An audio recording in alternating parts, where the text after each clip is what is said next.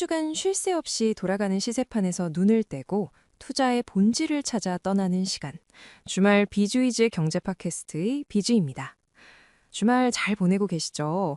오늘은 평소보다 좀 더 긴 호흡으로 어쩌면 여러분의 투자 인생을 완전히 바꿀 수도 있는 이야기를 준비했습니다. 안녕하세요. 여러분의 든든한 투자 멘토를 자처하는 위지입니다. 요즘 단타로 돈 벌었다는 친구들 보면서 조급해하시는 분들 많으시죠?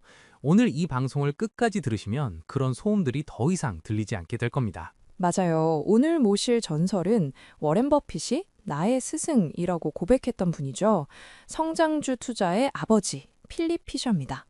위즈님, 사실 초보자들은 가치 투자하면 벤자민 그레이엄을 먼저 떠올리는데 피셔는 결이 좀 다르죠? 완전히 다르다고 할 수 있습니다.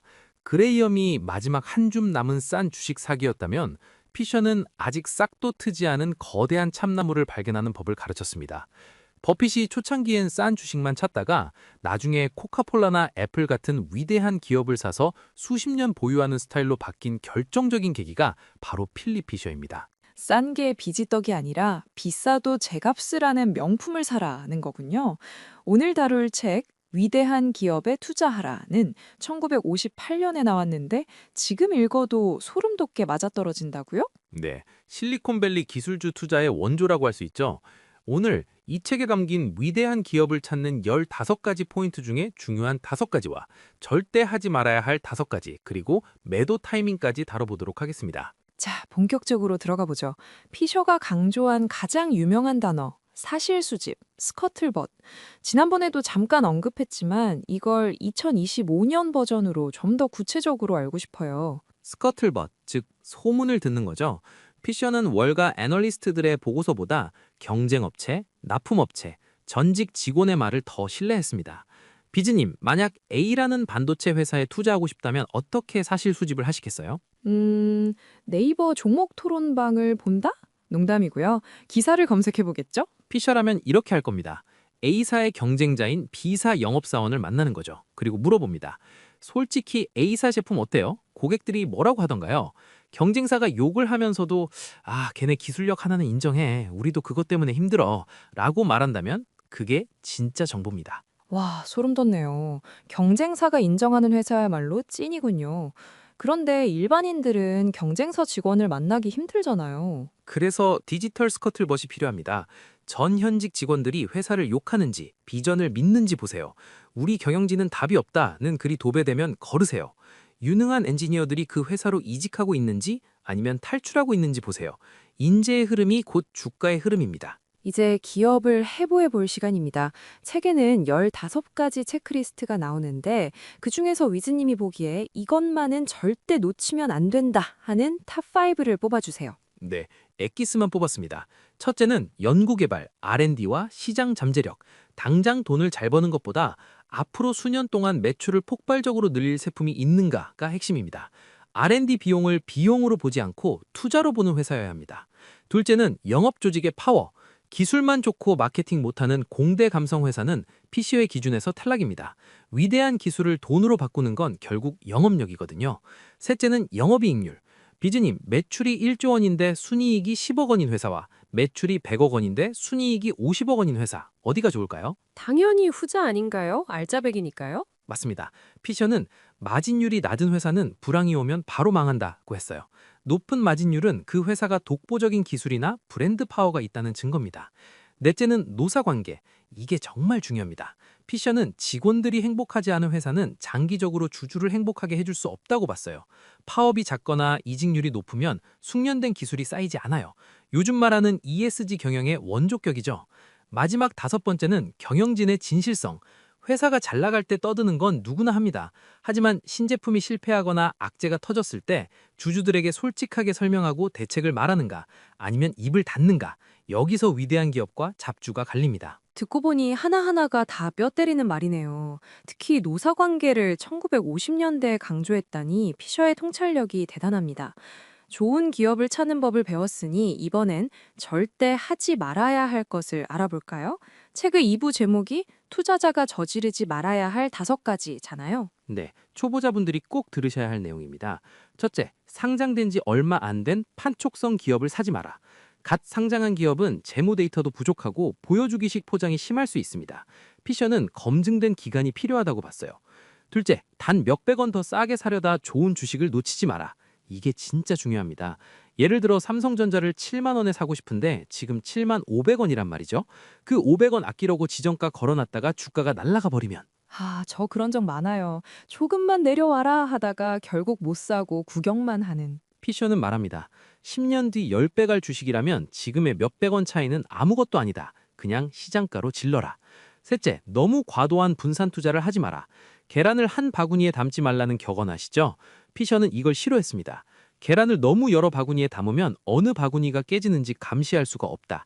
잘 아는 위대한 기업 5개에서 10개면 충분하다는 겁니다. 모르는 주식 100개보다 잘 아는 주식 5개가 훨씬 안전합니다. 아마 청취자분들이 가장 궁금해할 질문입니다. 그래서 언제 팔아요? 주식이 오르면 불안해서 팔고 싶고 내리면 무서워서 팔고 싶잖아요. 피셔의 대답은 명쾌합니다. 제대로 샀다면 영원히 팔지 마라. 하지만 딱 3가지 경우에는 매도를 허락했습니다.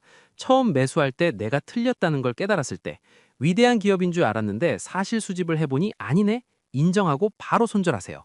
회사의 본질적인 조건이 변했을 때, 경영진이 바뀌면서 혁신을 멈추거나 더 이상 R&D에 투자하지 않고 현실에 안주할 때, 이때는 익절이든 손절이든 떠나야 합니다. 더 확실하고 더 위대한 기업을 발견했을 때, 내 돈은 한정되어 있으니까요. 단순히 주가가 많이 올랐다는 이유는 없네요. 네, 그게 핵심입니다. 피셔는 주가가 너무 올랐다는 이유만으로 파는 것은 황금알을 낳는 거위를 알이 너무 많이 나왔다고 거위를 죽이는 것과 같다고 했습니다. 위즈님, 이론은 이제 완벽하게 이해했습니다. 그런데 청취자분들은 이게 궁금하실 거예요. 최소 2025년 지금 필립 피셔가 살아있었다면 어떤 기업을 보고 위대하다고 했을까요? 혹시 딱 떠오르는 예시기업 2개만 꼽아주실 수 있나요? 네, 아주 좋은 질문입니다. 피셔의 원칙을 200% 증명해주는 기업 기술주에서 하나는 엔비디아와 그리고 비기술주에서 하나는 코스트코를 가져왔습니다. 오, 엔비디아와 코스트코라뇨. 색깔이 완전히 다른데요? 하나씩 뜯어봐서 분석해 볼까요? 먼저 엔비디아입니다. 피셔가 강조한 장기적인 안목과 R&D 투자의 교과서 같은 사례죠. 비즈님, 엔비디아가 지금 AI 칩으로 돈을 쓸어 담고 있지만 사실 이 회사가 쿠다라는 소프트웨어 생태계를 만든 게 언제인지 아세요? 글쎄요, 최근 2, 3년 사이에 뜬 거 아닌가요? 무려 2006년입니다. 당시에는 게임용 그래픽카드 만드는 회사가 왜 쓸데없이 천문학적인 돈을 들여 소프트웨어를 만드냐고 월가에서 비웃었습니다. 당장 이익만 깎아먹으니까요. 하지만 젠슨 황 CEO는 피셔가 말한 당장의 이익을 희생해서라도 미래의 거대한 시장을 선점해라 라는 원칙을 지켰습니다. 와, 20년을 내다본 거군요. 아까 말씀하신 사실 수집 스커틀벗을 여기에 적용하면 어떻게 될까요? 지금 AI 개발자들에게 물어보세요. 엔비디아 칩 말고 다른 거 써도 되나? 라고요. 10명 중 9은 절대 안 된다. 코드가 다 엔비디아 기반이라 대안이 없다. 라고 할 겁니다. 경쟁사조차 어쩔 수 없이 인정하는 강력한 영업망, 해자를 구축한 거죠. 피셔가 봤다면 기립박수를 쳤을 겁니다. 엔비디아는 이해가 확 되네요. 그럼 두 번째, 코스트코는요? 마트잖아요. 혁신적인 기술 기업도 아닌데 피셔가 좋아했을까요? 피셔는 기술만 보지 않았습니다. 노사관계와 경영진의 태도를 봤어요. 코스트코는 버크셔 해서웨이 부회장이었던 찰리 먼거도 이 기업을 평생 사랑했는데요. 코스트코는 업계에서 직원 급여를 가장 많이 주는 것으로 유명합니다. 맞아요. 개선원 분들이 되게 근속연수가 길다고 들었어요. 바로 그겁니다. 피셔의 15가지 포인트 중 노사관계는 좋은가 기억나시죠? 직원이 행복하니 고객에게 친절하고 이직률이 낮으니 숙련도가 높아서 업무 효율이 오릅니다. 결국 그 이득이 주주에게 돌아오죠. 또 하나, 마진에 대한 철학입니다. 코스트코는 마진율을 15% 이상 남기지 않는다는 원칙이 있어요. 아니, 피셔는 영업이익률 높은 회사를 좋아한다고 했잖아요. 이건 반대 아닌가요? 여기서 피셔의 통찰이 빛납니다. 피셔는 단기적으로 이익을 쥐어짜는 회사보다 고객의 신뢰를 얻어 시장 점유율을 영원히 지키는 회사를 더 높게 쳤습니다. 코스트코가 핫도그 세트 가격을 수십 년째 안 올리고 있는 거 아시죠? 이런 정직함이 고객을 낙긴시켜서 경쟁사가 절대 논볼 수 없는 성을 쌓은 겁니다. 아, 소름 돋네요. 엔비디아는 기술로, 코스트코는 신뢰로 위대한 기업이 된 거군요. 맞습니다. 여러분의 포트폴리오에 있는 기업은 어떤가요? 엔비디아처럼 미친 듯이 미래를 준비하고 있나요? 아니면 코스트코처럼 직원과 고객이 열광하나요? 둘 다 아니라면 매도를 고민해 보셔야 합니다. 자, 오늘 정말 숨가쁘게 달려왔습니다. 가상으로 청취자 게시판에 올라온 질문 하나만 소화하고 마무리할게요. 아이디 개미대장님 질문입니다. 위즈님, 위대한 기업인 건 알겠는데 주가가 너무 비쌉니다. 퍼가 80배라서요. 그래도 지금 사야 하나요? 너무 늦은 거 아닐까요? 아주 좋은 질문입니다. 피셔도 항상 고평가 논란에 시달렸거든요. 피셔의 조언은 이렇습니다. 진짜 위대한 기업의 주가는 미래의 이익을 당겨오기 때문에 언제나 비싸게 보인다. 만약 그 기업이 앞으로 5년, 10년 뒤에도 이익을 2배, 3배 늘릴 것이 확실하다면 지금의 PER 50배는 5년 뒤의 PER 10배일 수도 있습니다. 단 그 성장이 확실한지 끊임없이 사실 수집을 해야겠죠. 결국 쫄지 말고 관심 종목을 깊이 있게 쉼없이 공부하고 투자하라는 거네요. 네, 위대한 투자자가 되는 길은 멀지만 올바른 방향으로만 간다면 누구나 도달할 수 있습니다. 성공 투자를 기원합니다. 지금까지 비즈위즈 주말 특집 경제 팟캐스트 비지였습니다. 구독과 좋아요는 사랑입니다. 행복한 주말 되세요.